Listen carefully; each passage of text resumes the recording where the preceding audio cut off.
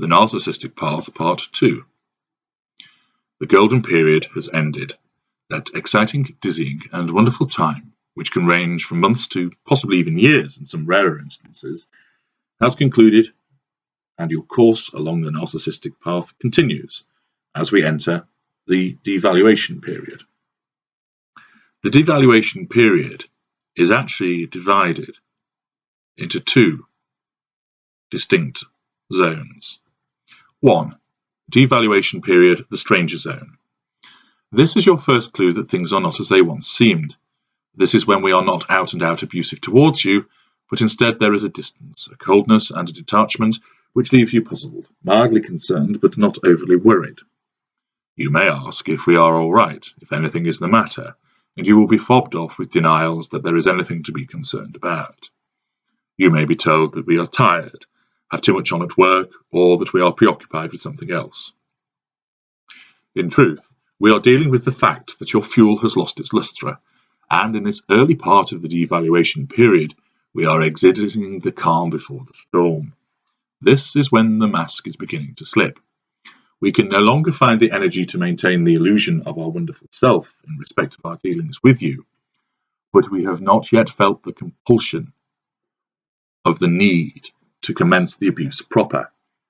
Instead, this is a period of transition. As we move from the rapidly reducing potency of the positive fuel you have provided, it now feeling stale and dull to us, before we commence the devaluation proper. It is as if we have turned into a stranger as we demonstrate little or no interest in you. Our behaviours seem muted and reduced because we are conserving our energy in readiness for unleashing the darkness of the devaluation against you. We are plotting, considering, and scheming as we ready ourselves for the next stage. The stranger zone is most evident with the mid-range narcissist. The lesser narcissist rarely engages in any plotting, and therefore he or she will just barrel into the darkness of the second part of the devaluation period more or less straight away. The greater is able to formulate his plots with greater ease and speed, and with increased energy levels, therefore he has less need for a lengthy stranger zone. Accordingly, the stranger zone is something that the mid-range narcissist will engage in the most. The stranger zone is evidenced most in the interaction between our kind and the primary source. Occasionally, it may be used with a secondary source, usually a family member or a friend, but that is much rarer. It is not seen with tertiary sources.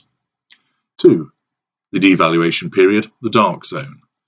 The second part of the devaluation period is the one that you will be most familiar with. This is when the silent treatments, the triangulation, the name-calling, the infidelity, the violence, the financial manipulation, and the contents of the devil's toolkit are used against you. This is done to draw negative fuel from you, which is harder to obtain from empathic individuals compared to positive fuel, and therefore is of an increased potency. Furthermore, its complete contrast to the golden period means that it has added potency. The dark zone is where the abuse is meted out, and its extent and severity depends mainly on the nature of the narcissist. The victim invariably evidences a considerable capacity for absorbing the impact of the dark zone. As a consequence of their confusion, their empathic ability to endure, and their desire to put matters right. Few walk away from the dark zone, but instead remain mired in it, hoping to recover the golden period once again, and too confused as to what is going on to understand that it is a protracted and deliberate offensive against them. The dark zone can last for years.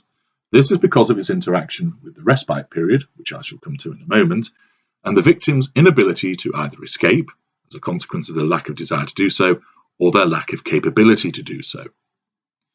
The dark zone is the most vicious element of the interaction between our kind and our victims, and is most often seen between us and the intimate partner primary source. The dark zone is infrequently applied against secondary sources for two reasons. A. The secondary sources, family, friends, and colleagues, invariably form part of the facade, and therefore the importance of the facade means that these people enjoy lengthy golden periods in order to ensure the existence of the facade and the many benefits that it provides to us. B. It is generally more efficient just to jettison the secondary source if we regard them as having failed us in some way by not providing fuel or challenging us or being disloyal. This is preferable than to keep an agitator who could generate cracks in the facade by their presence. That is not to say that secondary sources will not experience the dark zone of the devaluation period. They do, but it is rarer than that experienced by the primary source. If they do, the dark zone tends to be shorter, because either the narcissist will devalue in a short and sharp manner before removing the secondary source, or the secondary source opts to escape since they have not been as infected as a primary source is. The tertiary source also experiences the dark zone and can often do so straight from being targeted in order to provide us with a blast of negative fuel for our kind, and also to act as a form of triangulation to gain positive fuel from a higher ranked source, such as an onlooking secondary source, inner circle friend, or a primary source dinner companion. The dark zone for the tertiary source is very short because they feel little or no connection to us, and therefore they will break off rather than suffer the devaluation any further. The respite period. Interwoven into the dark zone of the devaluation period are respite periods. These are periods when the abuse is halted and may even include the reinstatement of the golden period. Sometimes it is just the halting of the abuse so that the victim can recover some strength in order to provide us with more fuel or to provide some other benefit to us. But the difference with the abuse having been halted feels intense to the victim. In other instances, the golden period is reinstated, which draws positive fuel once again from the victim and cons them into thinking everything is fine once again. The victim is given false hope and is led to believe that it is their efforts which have brought about this change. This is not the case at all. The decision is made by us and is based on the need for fuel and additional benefits. A respite period could be a couple of days, a week, or even months, dependent on the type of narcissist and the fuel being provided by the victim. It will reduce the risk of escape and often coincides with the narcissist shuttling between two main sources of fuel. Where there is a ping-pong class of narcissist, the primary source suffers the dark zone, whilst the prospective replacement enjoys their seduction, as they are installed as an intimate partner secondary source.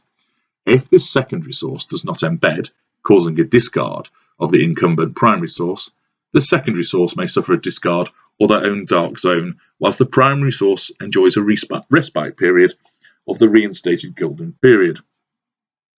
The roles will then swap again. Note that there is not at this juncture a shifting in the roles of primary and secondary source. That happens post-discard.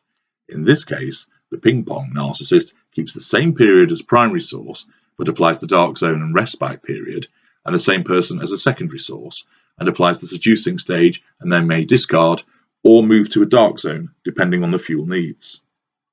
The respite period will be used repeatedly so that an intimate partner primary source will be subjected to an elongated period of dark zones and respite period, which create a confusing and dizzying effect.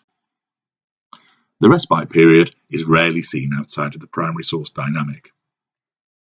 The preventative period. This is usually the preserve of the interaction between our kind and the primary source intimate partner, and this is when we perceive that there is a risk that this primary source will escape us, and we have not embedded their replacement to a sufficient degree yet. In such circumstances, there will be the deployment of a preventative hoover to stop the person leaving us. This may happen if we sense their departure is imminent, or if they tip us off that they are about to end the formal relationship and escape. The preventative period involves the reinstatement of the golden period once your escape has been foiled. At the very outset of the preventative period, one is likely to witness differing approaches dependent on the nature of the narcissist. The lesser will use violence and intimidation to prevent departure, and once secured, will kiss and make up by applying the golden period. The mid-range narcissist will utilize in the main pity plays in order to prevent departure, and should this work, then the golden period follows once again. The greater will utilize considerable charm and seduction in order to bring about the halting of the departure, and then the provision of the golden period once again. The preventative period will not last long, since the dark zone will soon follow as punishment for the victim's attempt to defy us and escape. This will invariably occur when the embedding of the primary source's replacement is at an advanced stage.